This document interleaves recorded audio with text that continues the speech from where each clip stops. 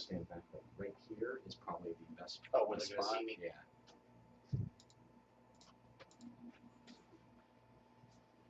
Just make sure. Check. There you go. That's Sean. You're live online. I'm tall. Yes, you are. Sorry, guys. We are kind of in a makeshift situation here. We actually have a customer using our 6-head in the showroom this evening. So in order to accommodate, we stuck Sean in the training room, so he could still help you guys tonight. Like I said before, just ask your questions. If Sean decides to switch back and forth between the screen and the video, you may lose it for a second. Just click on the little snowflake down on the bottom. And I know we've got some questions, and that Sean, you had some stuff that you wanted to talk about anyway. Yes, sir. So I will leave you to it. All right, thank you. You're welcome. Hello, everybody. Move this back here so I can maneuver and get things started. See, we have the first question of Cindy. She wants to know, when stitching caps, things are going along fine. Then she'll have needle breaks, one cap right after another. Why? Same design. That's kind of a tricky situation, Cindy. Obviously, you've got the right needle plate on when you first start sewing, which of course is the one that has the raised lip around the hole. Otherwise, it wouldn't sew well in the beginning. I would say you're hooping the hat right due to the fact that you were sewing fine, and all of a sudden you've got some needle breaks. One thing I would look at, though, that could have an effect on the sewing down the road is your cap driver, which I have to find mine. They moved it on me. Oh, here it is. It's on the back of the machine. On your cap driver, which is what I would look at first, is you've got these 4 screws. I got to be able to figure this out with the machine. Is you can see them. There's one here, here, down below, and then up top on the other side. Those 4 screws right there will allow you to adjust the cap driver up or down depending on how it is riding on the machine itself. I will put the cap driver on the machine first. That would be the first thing I would want to look at when running into issues on caps. It's a simple adjustment that allows the hat to ride smoothly on the machine. We'll take our arms off here.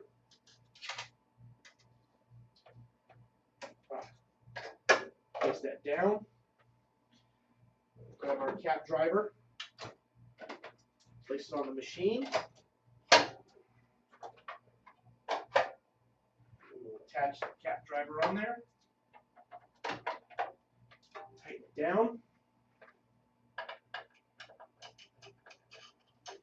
All right, so what I'm looking at is, let me switch to the camera. So you might lose me. Let's see, just refresh.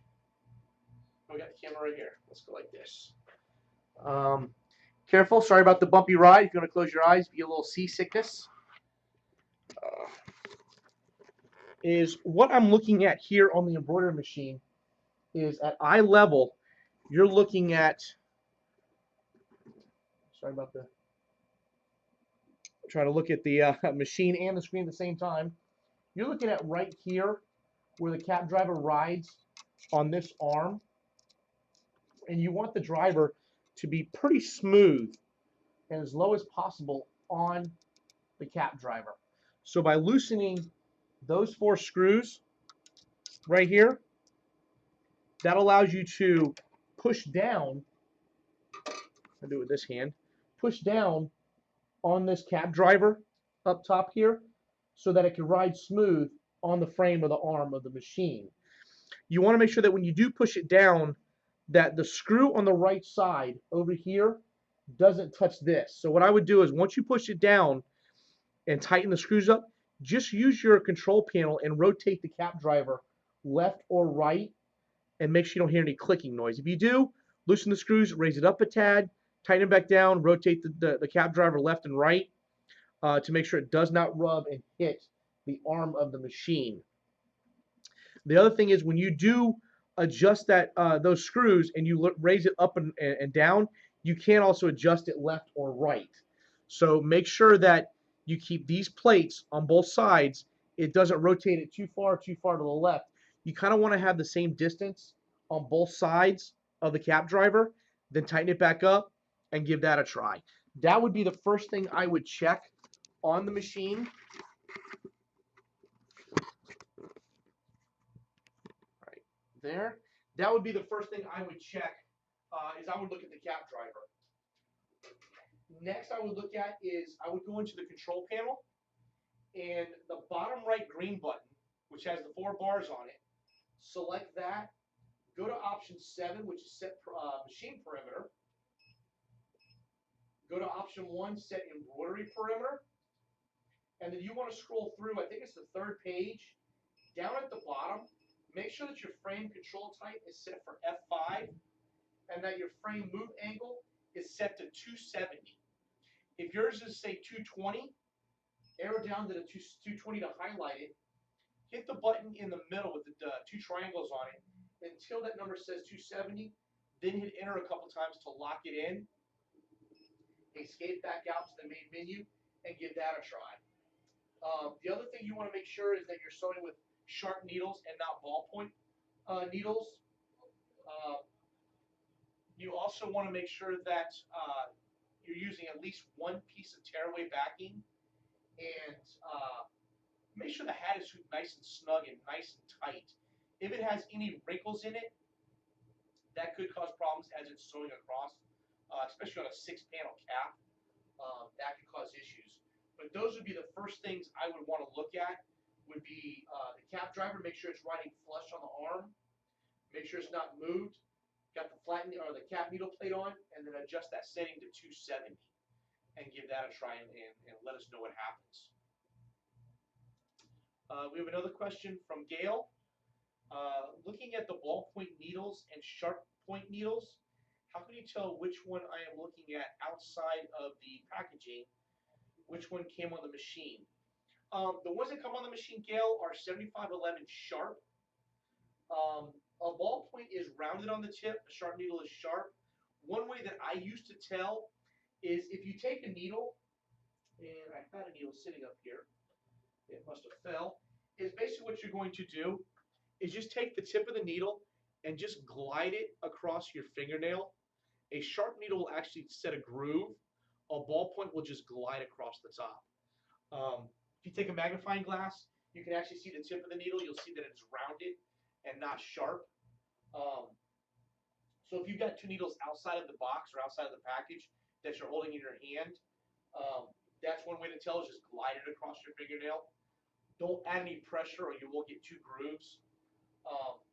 Or if you have a magnifying glass, look at one that is, look at them up close. You'll see that the ballpoint is actually rounded at the tip of the needle.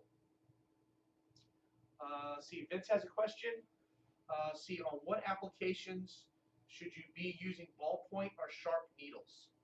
A good question. In fact, I had a piece of paper in here for my training class today. Ballpoint needles I would use on PK knit, golf shirts, maybe dry fit shirts like the one I'm wearing. You want to use it on a fabric where you don't want to put a hole in the garment. Golf shirts, what it does, the ballpoint will penetrate the fabric, spread the thread, place your thread, and they intertwine the 2 together. A sharp needle will actually penetrate the fabric. So if you're sewing on like denim, Carhartt jackets, Letterman jackets, towels, you can use a sharp needle.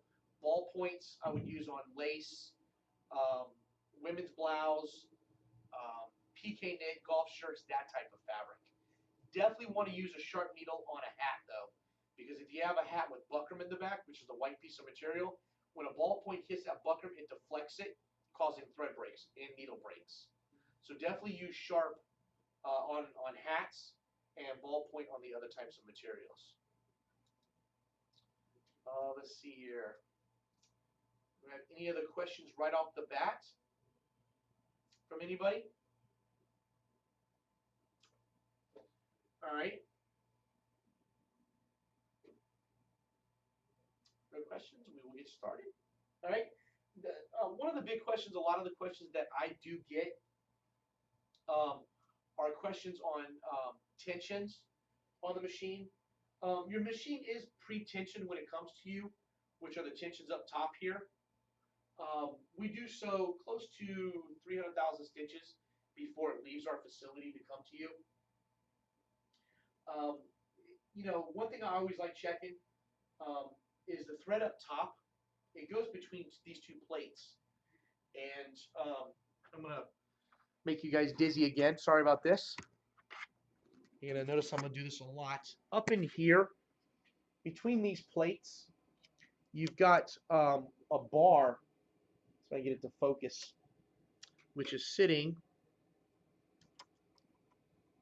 right here. And then of course you got the middle bar, which is the shaft. That thread has to go between those two bars. If it's on the outside, that's going to cause issue with your tensions. One way that you can tell is if you take your thread and you go to pull it, you notice it is still connected inside the plates. If it wasn't around that shaft, the thread would just pull out between the two plates. So that is one thing you want to check on your machine, is to make sure it's going between the shaft and the two plates. On the white wheels, you want to make sure that it goes on the left side of the top shaft, around the wheel 1.5 turns, left side of the bottom shaft, through the half bow tie here. When it comes down, make sure it goes on the right side of the rollers, down through the spring, back up on the other side of the rollers, take up lever, back down through the eyelets, through this eyelet, and then through the front to back of the needle.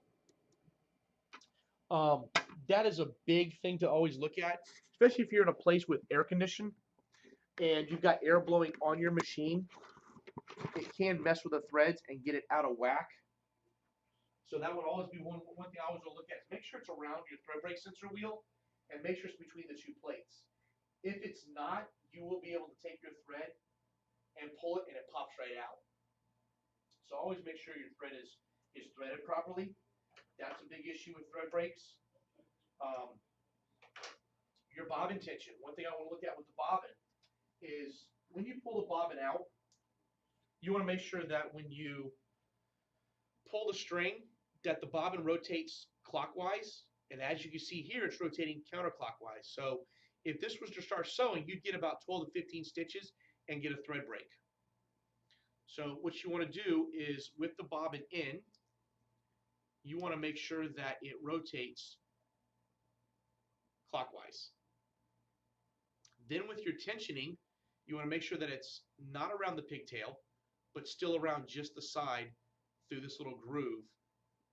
I don't know if you people can see. It is right here. This is through the groove. So what you want to do is you just want to grab it close to where it is, give it a nice little shake, and it should drop roughly 1 to 3 inches. I try getting mine to drop right about 1.5 inches.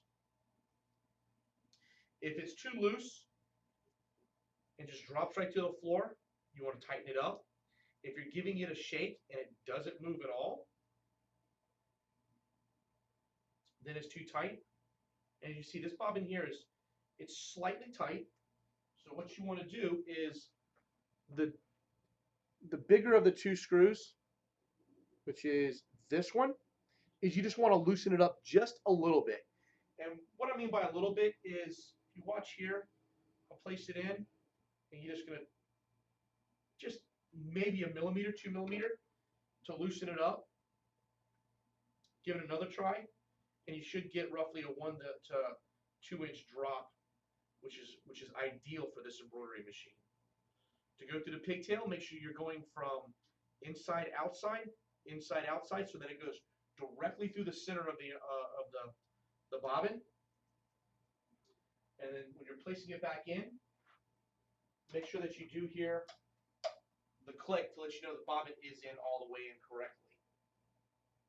Any questions so far on the bobbin, how to tension, and the thread path of the bobbin?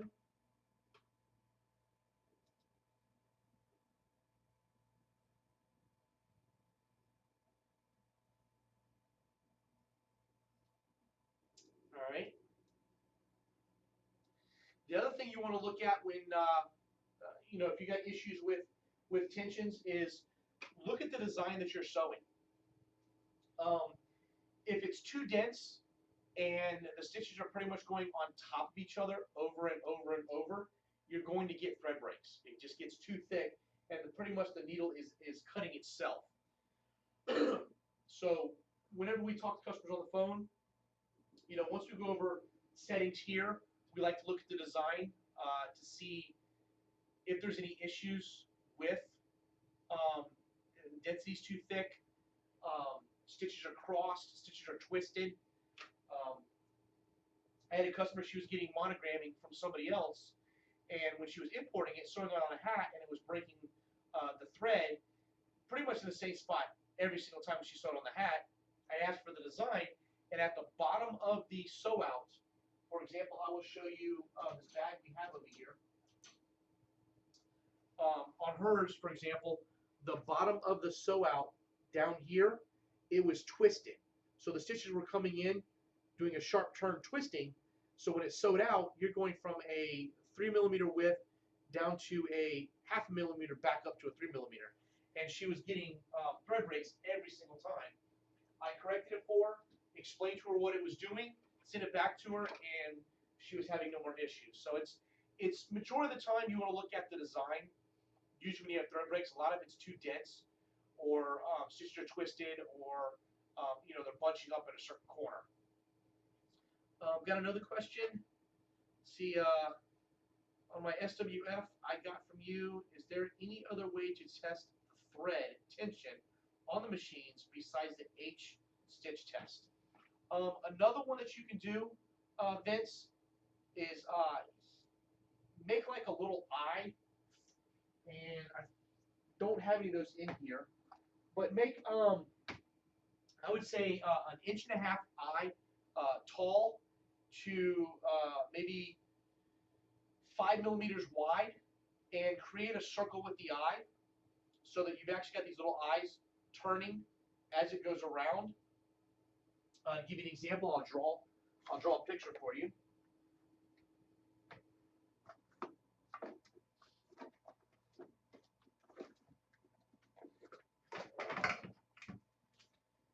Make sure I don't knock over my light. There we go. And let's see here. There's my paper.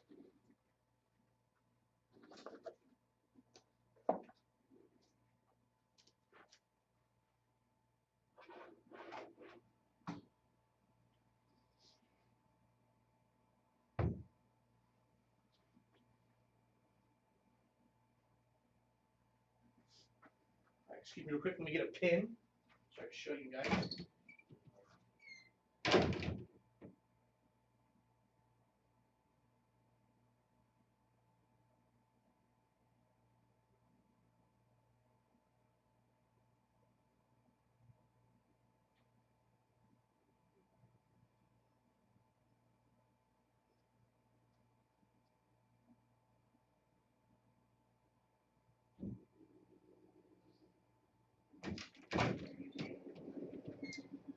Alright, sorry about that. So basically what you're going to do is you're going to create like maybe an 1.5 inch tall eye, maybe about a 5mm width, and you're going to create, so to speak, what is called like a starburst effect.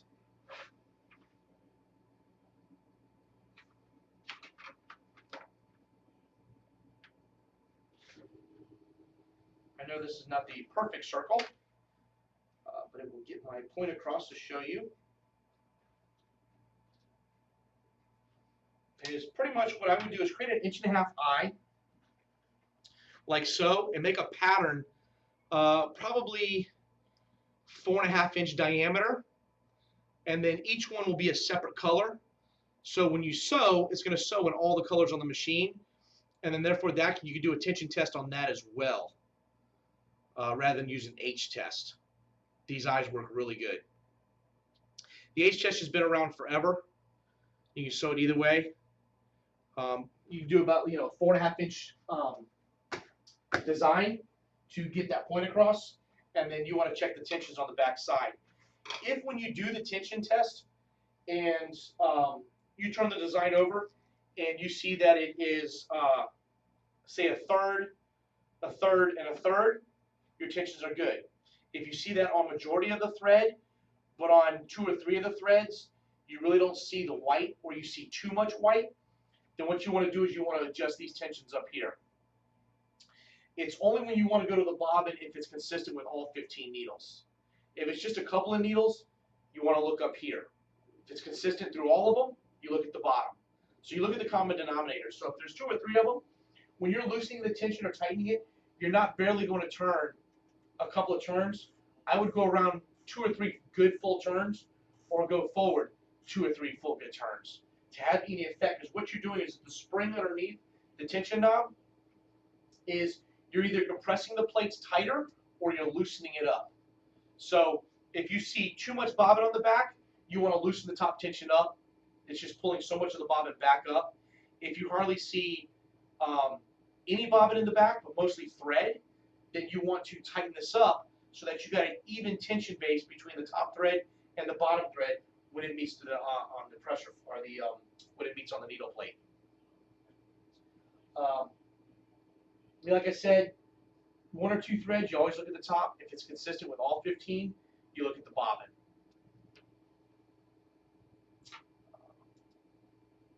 Hope that makes sense, Vince.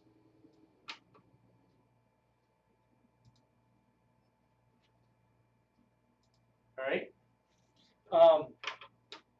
The other thing you want to do with tensions is, make sure the thread on the back, the machine comes with these little white plastic pieces that you put the thread on. I would definitely want to make sure that the thread sits on it and then push down firmly onto the foam so that the thread does not get a chance to loop underneath, as in the back thread here does not have one. So what happens is the thread could get caught underneath, causing tension, causing a thread break. The other thing I want to look at is when you're sewing, and every time it starts a new section, doesn't matter what thread, you're getting these little tails left for each new section. The first thing I would look at would be your spring lever right here. That's behind the blue door, where the spring take-up levers are, to the far right. It's got a little lever that you can adjust up or down. If you're finding little tails, you want to push it down a couple of clicks. If you're finding that every time you start a new section, the thread pulls out of the needle, you want to lift it up a couple of clicks. This would be the first thing I would adjust first before messing with tensions or settings in the control panel. And like I said, when you get your machine, it's usually sticking straight out at you, or it's usually down a couple of clicks. If you find tails, drop it down 1 or 2 clicks. If you find the thread pulls out, pull it back up a couple, and then give that a test. Because what that does, that puts tension on these springs, that if it's too tight, when the needle goes down, thread's got a lot of tension on it, it pulls the thread out of the needle, causing thread breaks, causing the machine to stop. If you find little tails, that means this is up too high, there's not enough tension on it, you want to drop it down a little bit, so it puts more tension on the thread to give you that right amount of desired tension on the thread. We got a question. It says the stand and the machine seems to shake a lot during sewing. It is sitting on thick carpet. Is this affecting my stitching? It could have some effect. I would say it's a lot because we sew on carpets, and our machine shakes a little bit. I don't know what you mean compared to a lot, Gail, but it has casters down on the bottom of the feet that will allow you to lower the casters to raise the machine up a little bit to give it more stability. If you're not moving your machine and you're pretty much got it stationary in the same spot, I would definitely lower those casters and raise the machine up to stop the shaking. If you're sewing with the arms and you've got a heavy garment and you feel that the hoop is shaking like this as it sews, I would definitely, if you can, unbutton the shirt or unzip it, put the table on the machine. To give you an example, I will take the cap driver off and put on the arms to explain what I'm talking about. because if you're using a heavy garment on the machine, it will cause a lot of flagging. The bigger the hoop, the more flagging it will have effect, which will cause issues while sewing. Put the arms back on.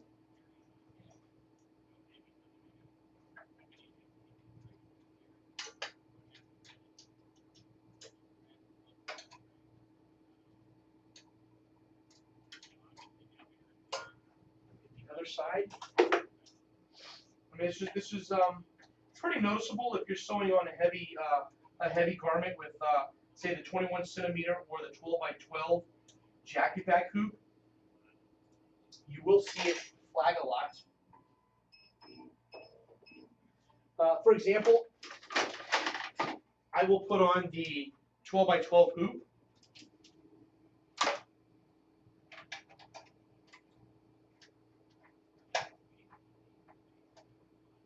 So while this is on, if you've got your fabric hooped and while it's sewing, you're seeing the hoop bounce up and down, that can have an effect on your sew out because your fabric is moving up and down. So you've got a needle going in and out of the fabric. You've got a fabric moving up and down, could cause thread breaks to where on an upswing, when the head's moving, could catch the needle in the fabric, could cause it to pop the needle or give you a thread break.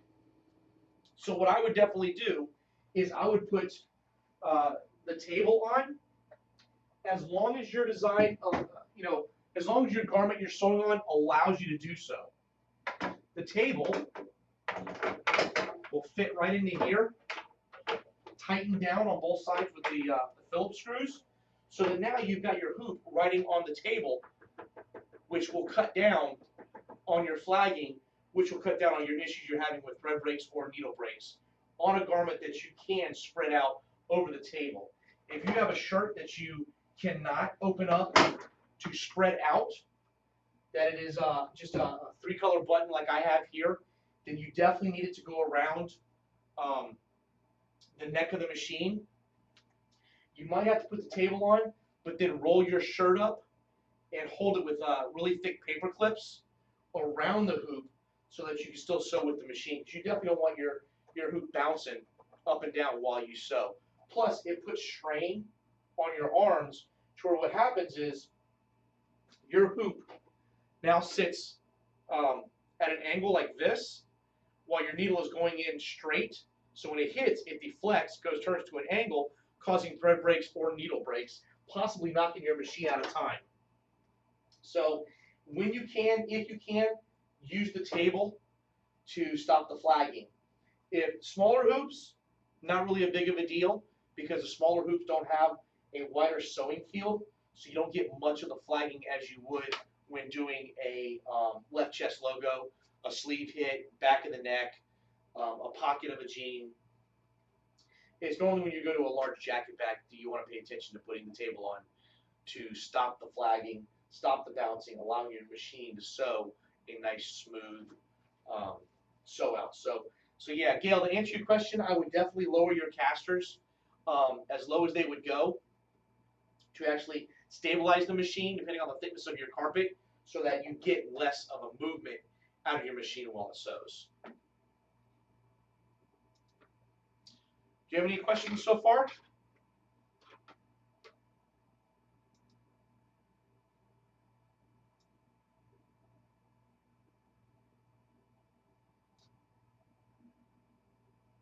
Do we have anybody that has run into any questions or any problems on the machine that I can answer before going into the next section?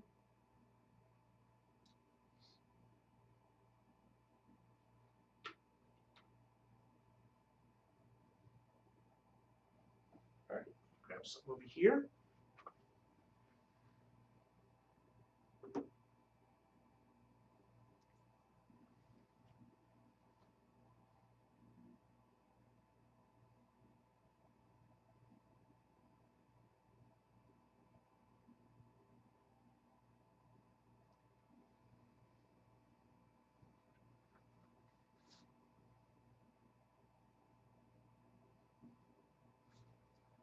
All right.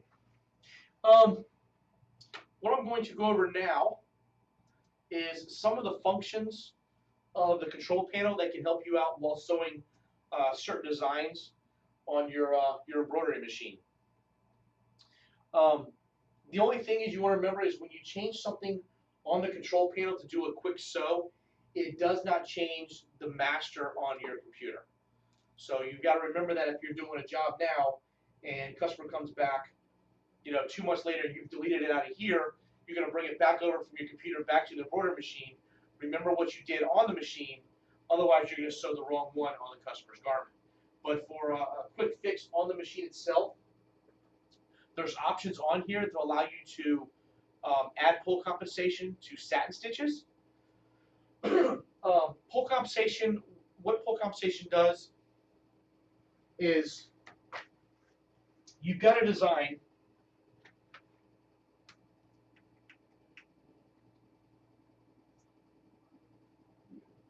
You've got, say this is your letter. I'm going to draw a quick letter real quick.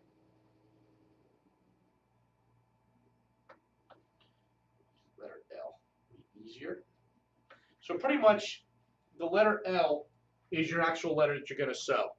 What pull compensation does is it takes the satin stitches and makes them a little bit wider than your actual size of the font. So when it sews in, it pulls in on the fabric, getting you back to the actual shape that you want. You find that on letters you have like serifs, like Times Roman, or a lady script where it gets fat and then gets skinny in certain areas. What happens is you get those skinny parts sewn on like a PK knit, they fall into the fabric and disappear. Let me just, sorry for the zoom up. I just want to zoom in a little bit taller so you're not cutting my head off. That's what pull compensation does. It thickens up the satin stitches so that when you sew, it's going to pull it on the fabric, making the same width that you want the stitches to be at.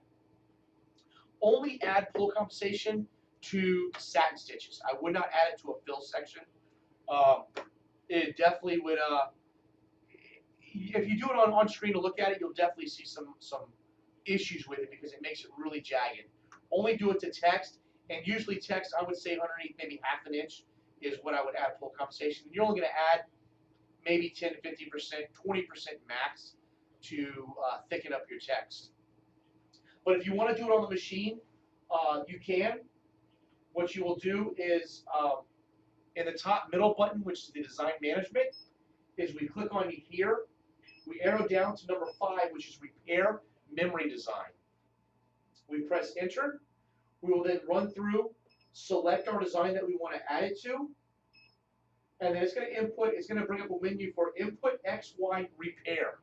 The max that you can do is 0.3, which that adds 1 millimeter width to all your satin stitches. So we would go ahead and type in 0.3, arrow over to the other side, 0.3, and then enter.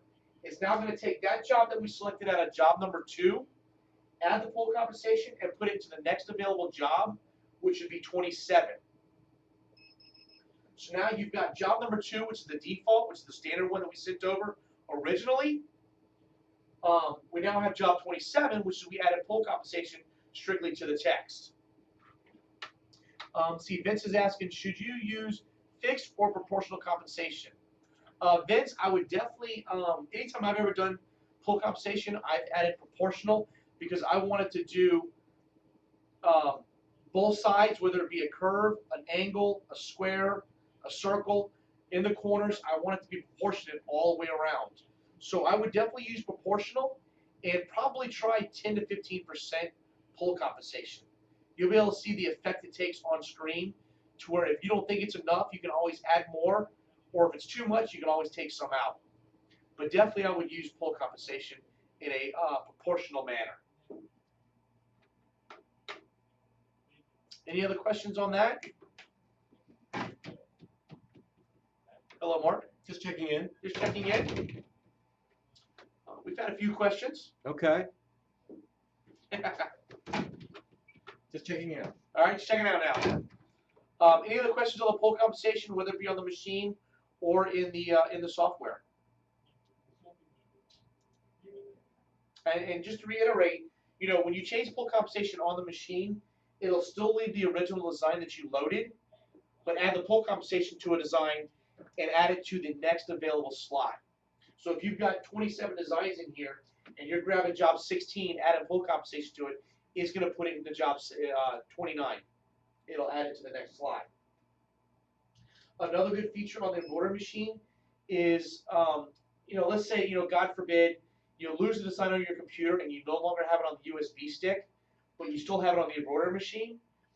You can choose the top middle button again, which is the design management, and actually go down to option 3, output memory design, and output it from the memory back to your USB stick so that you can load it back into your computer, so you don't lose the job completely. You'll still have it. It'll be in a DST format, which is just a little bit of editing capability you have, but at least you don't have to redo the whole design all over again.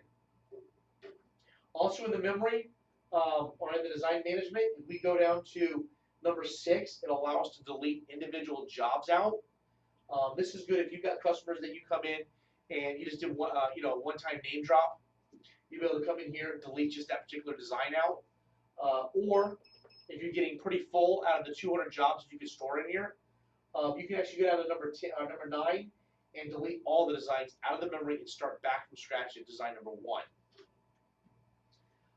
You know, so it allows you to do a couple of good things in here. Any questions so far? Am I going too fast? Does everybody understand?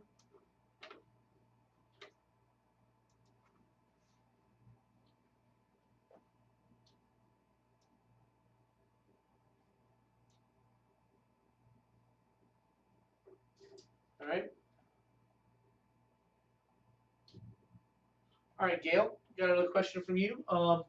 Let's see, you were trying to do small text on a hatback. Does not look crisp. How can you fix this? Is the micro lettering software good? Yeah, in fact, you're talking about the micro lettering that you get from Coleman and Company. I think there's 10 pre-digitized fonts that are specifically made for small lettering. Just to let you know, I've got both CDs on my computer in my office, and I've taken it down to 3 millimeters in height. Not bad, but 3 millimeters is extremely small. I've got 4 millimeters, 5 millimeters, and on up to so really well because the fonts are digitized specifically for small fonts. So if you're looking to do small fonts like you're asking, the micro lettering would be a good investment from Coleman and Company. You'll definitely get your money's worth. Because otherwise, you're in the software. You've got to create your text, choose your size, choose the underlay, set your density, set your pull compensation, test it, go back, edit it, fix it, sew it again until you get it right. You can do it. It's not a hard thing. That's how they created the micro fonts. But buying the CD, it's already pre-done for you. You don't have to worry about editing it at any. It's already done. They've already checked it. They've edited it. It's on the CD. You choose a font, type in what you want to say, choose the size, save it as a DST, bring it to your embroidery machine, hoop the hat back, press start, and you're good to go. So I would definitely, I've used it several times, as well as I've used the puff designs, the puff lettering that Coleman and Company also sells on CD. And there's 10 fonts created strictly for puff. So it takes the worry about, you know, what density should I use, what underlay, how thick should it be, what font do I need. It's all pre-done for you. So if you can and you have a big market for it, definitely get the micro fonts and the puff fonts from Coleman and Company. It'll just save you the hassle of figuring out yourself or taking the time to do it to get it right. These are already pre-done. So yeah, I would definitely, if you're looking at it, Gail, I would definitely call Coleman and Company and get the micro font CD. Like I said, there's I think 10 plus fonts on the CD that you can choose from. Any other questions on the micro fonts? You're welcome, Gail.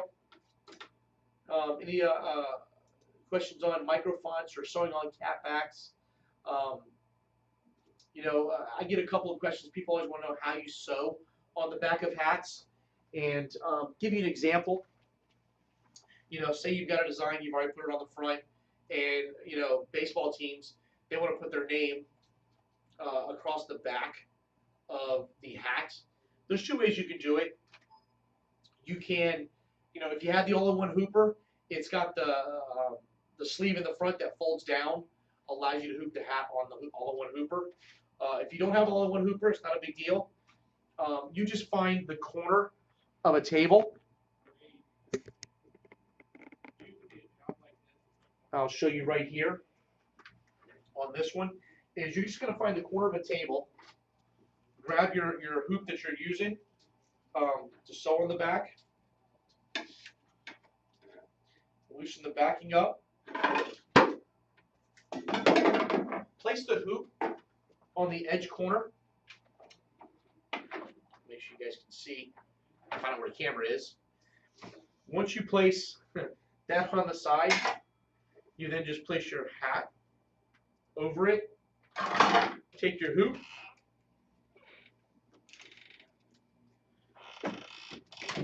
hoop your hat, tighten it up, and then you've got your back.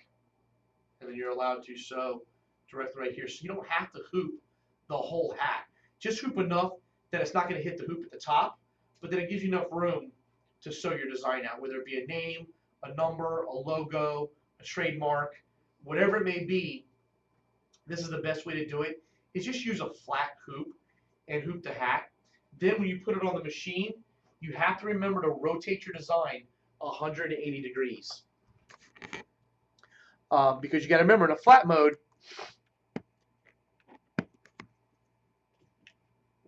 make sure I'm okay. You got to remember, in a flat mode, it's going to sew the job upright. When you put this on, since it's hooped upside down, you want to make sure that you come into here to the F on the display screen and rotate that F towards 180 degrees so that when it sews it upside down, but sews it correctly on the hat. So that's the big thing you want to remember. This is hooping in a flat mode. Use the corner of a table if you have an all-in-one hooper. Definitely use that. And then make sure that you rotate your design 180 degrees. Sorry about that. Any questions on hooping the hat backs or the fonts that should be used? And then another thing I want to explain is on the back of hats, especially the ones, the snapbacks, when the hat's together, obviously it's got an arc across the back of the hat.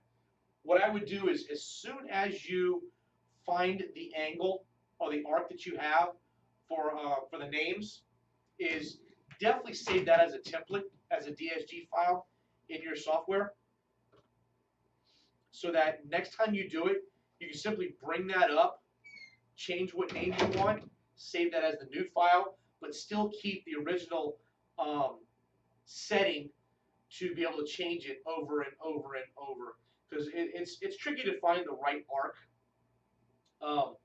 So once you find that, and like I said, when you flatten it out, it is a slight arc. It's very minimal, but once you find it, save it as a master file.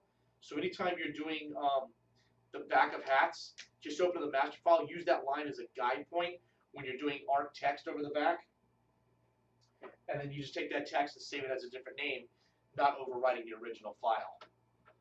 I would definitely do that for the back of caps. Any questions on the back of caps? Anybody have any questions on that? Any questions or concerns you have with the machine?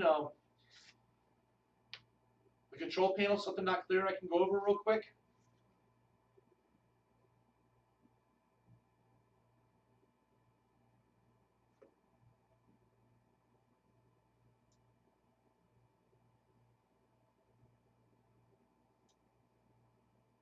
All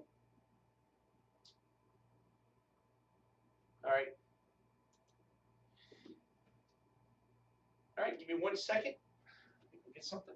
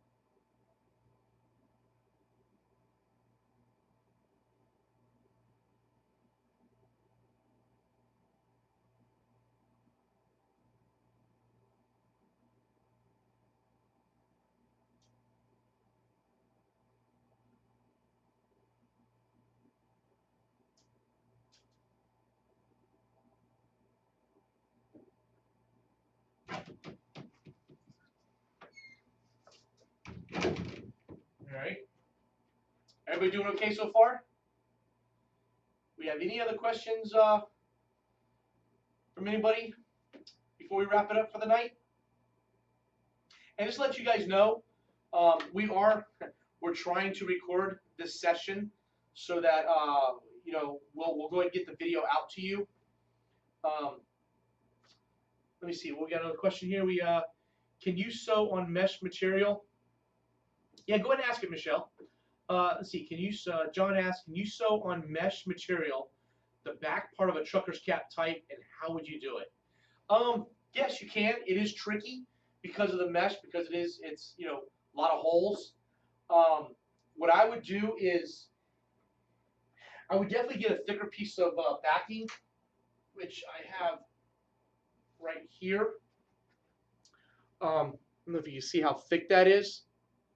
It's a pretty thick piece of backing.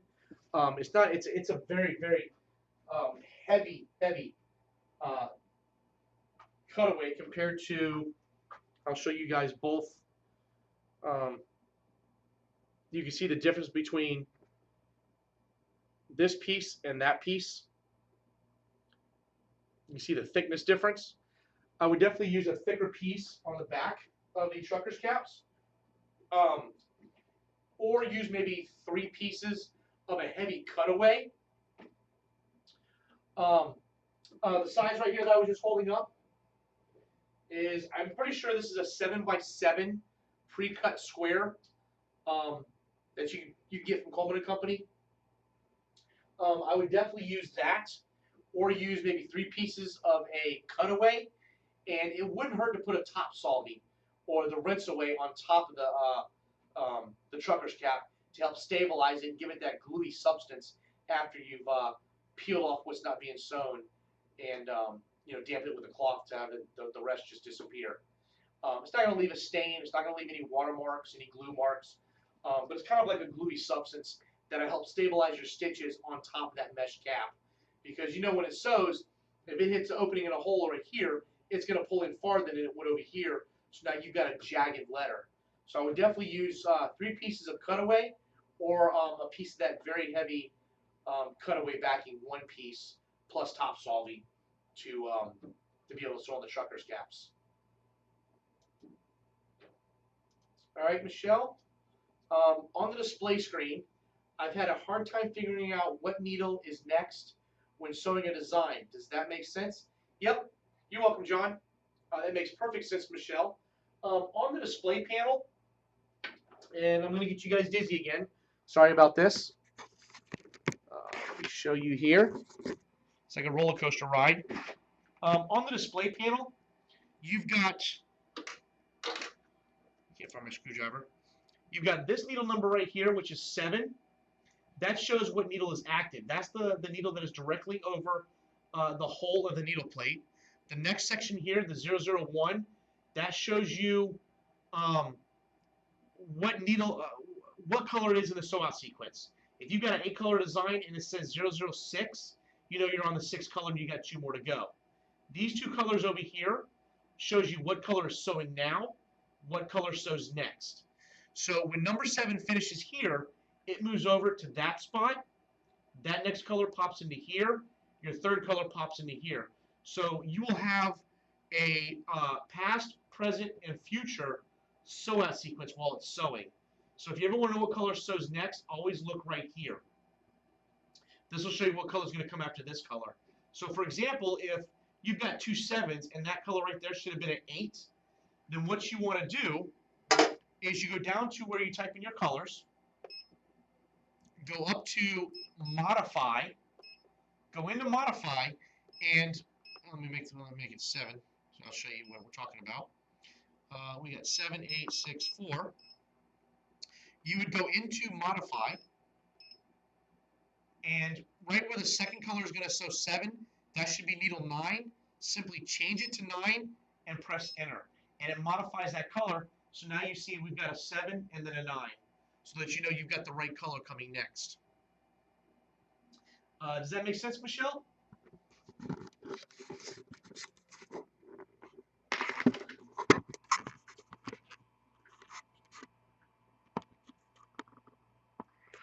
You're welcome.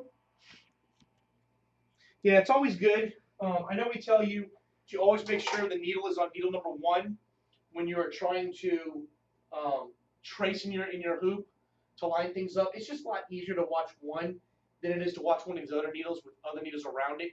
Especially if you've got a hoop on there with fabric, it could get kind of tricky of what's over the needle plate. So you always want to pay attention to what needle is sitting here. You definitely don't want to hit a hoop.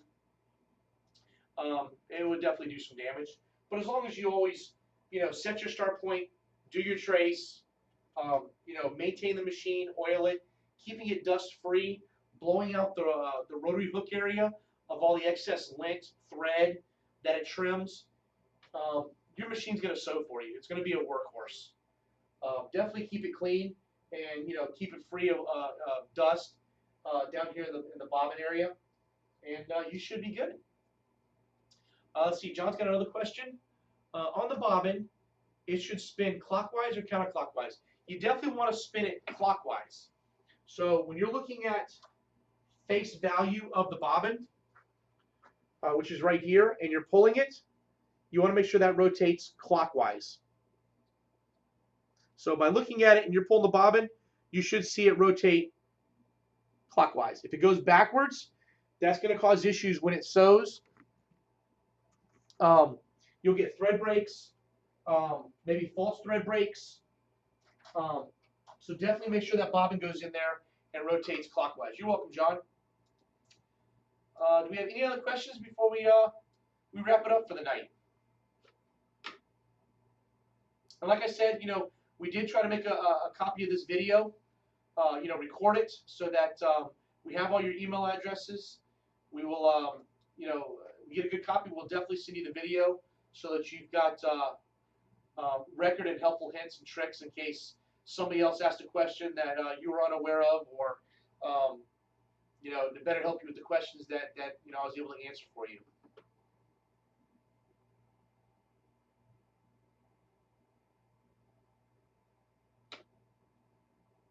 All right, no other questions? Oh, we got one popped in. All right, Gail. You see, you've been asked to do the back of folding chairs. Do you recommend titanium or Teflon needles? I would go with the titanium needle, like maybe a 7511 sharp titanium. That would be equivalent to doing like an 80/12, a thicker needle. So I would definitely go with a titanium needle to sew on the back of those chairs. You're welcome, Gail. Let's see, Vince. Does the Avance have a laser light to set center of design? If so, how do you get it to stay on the SWF Kit 0? On the Avance, we do have a laser light. It is an option that you do purchase. I'm not sure what was in the sales order when you guys bought it, but this is the laser that we sell. It's $150 right there. What it is on the machine, right here, you notice you've got two buttons. You've got a blue button and you've got a green button. The green button is the LED light. As you can see, it turns on. You'll see a glare right there. That's the LED. The laser light, you have the button, and you actually have a cord underneath the thread rack right here. It's sitting right here. Excuse me. You do have the connection for it, but if you need to purchase the laser, you will take this plug. You will plug it in here, and then attach. It's got a very strong magnet right here. Just attach it. If you hear it click, that's the magnet being attached to the machine. Turn your laser light on, and you can see the light I've got sitting right here. That's the laser light. So what you would do, I'll find it. You see me moving it. You will line that up to the center, to the hole on the needle plate. You can kind of see it shine down below as it goes through the hole of the needle plate right here. You see the reflection. I've got it pointed directly at my needle plate, the hole. So whenever you trace, just watch the laser, and it's a toggle switch. You can turn the laser on or turn the laser off. If you always want it on, just hit the button and leave it on. It's good for customers when they run out of bobbin or they have a thread break and they want to back the machine up. A lot of times you're just hitting the stop button, backing it up, stopping it where you think it is. Press start. If you didn't back up far enough, you gotta stop it, trim it, back up more, press start, make sure you pick it up. If you've got the laser, you can actually have the laser on, back the machine up, and you can see how far back you're going over stitches. Stop it when you get to where you want, press start, and therefore it saves you a little bit of extra hassle of guessing or pulling the needle down to see how far you're backing up. So, Vince, it's just a button right here, and it's definitely a good way to see how far you're backing up. You're welcome, Vince. Thank you. Any other questions do we have?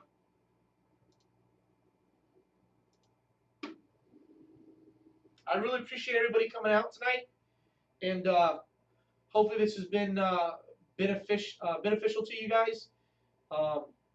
Giving you a little bit of knowledge. Like I said, we'll get you out the video, and we're gonna be doing these throughout the throughout the year. So they're free. You can always go to our support website at support.coldesi.com, and in the first tab you go to embroidery, go to SWF, or go to Avance, whichever machines you have. There's videos, documentations on tips, tricks, different things on the control panel. To the far right, we have our CAS webinars section that you can actually log in and select which webinars you want to go to and sign up for. And we're here to help you and get you up and running and make you money. You're part of the family, and we want to make sure that you're satisfied and happy. And if you have any questions, please definitely call in, email us. We'd be happy to help you make sure you get up and running and definitely making money. All right, I appreciate everybody for coming out and joining me tonight. I will get the video out to everybody, and hope everybody has a good rest of your night and a good week. See you guys later.